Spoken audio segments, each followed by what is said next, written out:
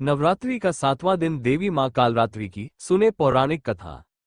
एकवेनी जपाकर्णपुरा नग्ना खरा स्थिता लंबोष्ठी कर्णिका कर्णी तैलाभ्यक्त शरीरिणी वामपादोत्सलोहलता कंठकभूषणा वर्धनमूर्धध्वजा कृष्णा कालरात्रिर्भयंकरी।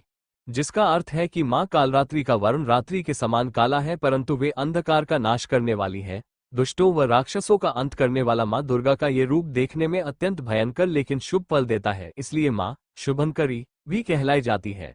मां कालरात्रि के ब्रह्मांड के समान गोल नेत्र है। अपनी हर श्वास के साथ मां की नासिका से अग्नि की ज्वालाएं निकलती रहती है। अपने 4 हाथों में खड्ग, लोहे का अस्त्र, अभय मुद्रा और वरमुद्रा किए हुए मां अपने वाहन गर्दभ पर सवार है। देवी कालरात्रि मां दुर्गा का सप्तम रूप है। माता अत्यंत दयालु कृपालु है। ये देवी सर्वत्र विजय दिलाने वाली, मन एवं मस्तिष्क के समस्त विकारों को दूर करने वाली है। यह मां दुर्गा की 7वीं शक्ति तथा कालरात्रि मां कालरात्रि के नाम से जानी जाती है, अर्थात जिनके शरीर का रंग घने अंधकार की तरह एकदम काला है।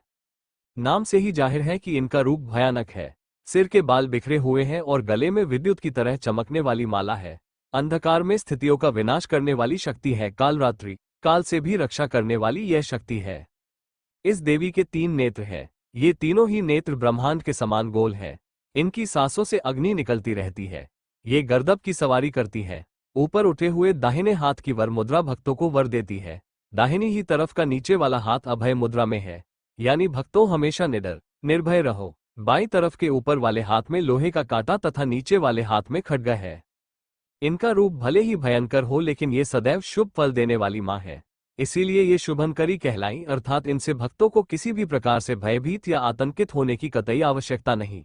उनके साक्षात्कार से भक्त पुण्य का भागी बनता है।